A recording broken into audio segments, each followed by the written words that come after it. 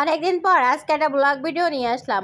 আজকে সারাদিন কি কি রান্না বান্না করলাম সব আপনাদের সাথে শেয়ার করবো। হ্যালো গাইস, আসসালামু আলাইকুম। আমি একেবারে চলে আসলাম নতুন আরেকটি ভিডিও নিয়ে। অনেকদিন পর আজকে লাল শাক রান্না করবো। যেহেতু লাল শাকের সিজন না, সেহেতু কিন্তু লাল শাক রান্না করতে ভয় লাগে। লাল শাক রান্না করলে সবুজ হয়ে গেলে ব্যাপারটা খুবই বিশ্রী লাগে। প্রথমে দিয়েছিলাম ফ্রাই প্যানে, দেখছি কি বেশি হয়ে গেছে, এরপরে দিয়ে দিলাম কড়াইতে। ও মা, লাল শাকটা দেখি ভালোই আছে, গলে গেছে, অল্পতেই গলে গেছে, পানি টানি দেওয়া লাগেনি। সাথে দিয়ে দিছি কিছু চিংড়ি মাছ, ও হেভি লাগবে। হাতে যদি একটু লেবু হয় না, দুপুরবেলা লাল শাক চিংড়ি মাছ আর লেবু দিয়েই ভাত খাওয়া হয়ে যাবে। লাল শাকটা সিদ্ধ করে নিলাম, তারপরে ওই কড়াই আর ধোয়া ধুইর দরকার নেই, লাল শাকই তো মানে সিদ্ধ করেছি, ওই কড়াইতেই তেলে দিয়ে দিলাম। শেষ, লাল শাক রান্না করা শেষে। এবার রান্না করবো মুড়ি ঘন্ট। আচ্ছা, এটার নাম কি মুড়ো ঘন্ট না মুড়ি ঘন্ট? মুড়ি ঘন্ট যদি হয় তা মুড়ি কই?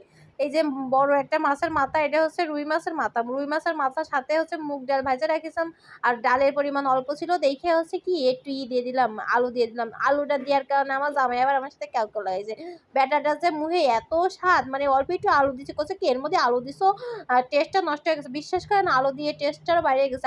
আমিও তো খাই। আর আজকে বুঝছেন, একটা স্পেশাল রেসিপি রান্না করতেছি। আমি প্রায় দেখি মাছের তেল রান্না করে। আমাকে বেশিরভাগ বড় বড় মাছ আনে, তা আমি ওই তেল টেল কোনো সময় রান্না করি না, খাইও না। ওই তেল টেল আমি ফেলাই দিই, ও খায় কি। আর সেদিনকার মাছের তেলটা বুঝছেন এত ফ্রেশ লাগছিল, ভাবলাম কি মানুষটা রেসিপি করে মাছের তেলে দিয়ে আমি একটু করে দিই, কেমন লাগে। খারাপ লাগে না, মোটামুটি লাগে, আহামরি ভালো লাগে না বুঝছেন। ওই তেল টেল অত বেশি ভালো লাগে না। এই যে মাছের একটু একটা একটা মাছের তেল, ঝাল, পেঁয়াজ, মানে সব মশলা টশলা দিয়ে ভাবতেছি কি এর ভিতর করে ঢেঁড়স দিয়ে দেবো। হ্যাঁ, ঢেঁড়স হচ্ছে আমার একটা মোস্ট ফেভারিট সবজি। ছোটবেলায় আমি খুব ঢেঁড়স খাইতে পছন্দ করতাম, এর এখনো পর্যন্ত ঢেঁড়স ভাজির থেকে ঢেঁড়স রান্না আমার কাছে কি যে মজা লাগে। একটা নাল নাল ব্যাপার আছে না, ওইটা আমার কাছে হেভি লাগে। আমি এই জায়গায় মাত্র 4টে ঢেঁড়স ছিল ফ্রিজের এক কোনায় পড়ে, ভাবলাম কি ঢেঁড়সগুলো পড়ে রয়েছে, আর 4টে ঢেঁড়স ভাজি করলেই কট্টুক হয়ে যাবে, তার সাথে কাইটে কুটে রাইন্দে থুয়ে দিয়ে মানে খাওয়া হয়ে যাবে, কেউ না খেলে আমি খাবে। আর সারা বাড়ি মানুষ হচ্ছে 2.5 জন, একজন তো ভাতই খায় না, মানে আমার ছেলে, উনি তো ভাত খায় না, দুনিয়ার আবা চাবা খায়। আর আমার জামাই হচ্ছে নাক সিটকে সিটকে খায়, আর আমি খাই, খাই খেয়ে দিন দিন মোটা হয়ে যাচ্ছি। ভাবতেছি কি এখন তো ডায়েট করবো, তাইতে আমিও ভাত খাচ্ছি আর খালি তরকারি খাই।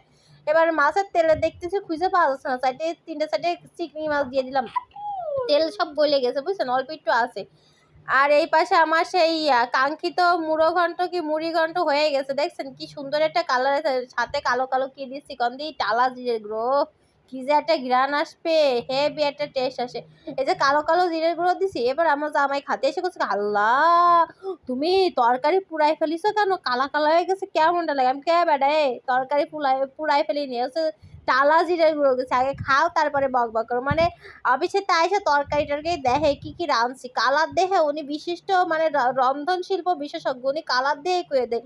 আমি কই কি বাবা, এটা তরকারি পুরায়নি, এটা হচ্ছে কি তরকারিটা টালা জিরের গুঁড়ো দিছি, জিরেটা একটু ডিপ ফ্রাই করে দিছি, এর জন্য এরকম একটা মানে কালার আইছে। আর খাইতে হেভি একটা টেস্ট আইছে বুঝছেন। আর মাছের মাথার সাথে আমি এক পিস মাছও দিয়েছিলাম, মাথাটাও অনেক বড় ছিল। দেখছেন কেমন একটা মাছ মাছ গেবি গেবি একটা ভাব আছে না, অনেক সুন্দর হয়েছিল খাইতে।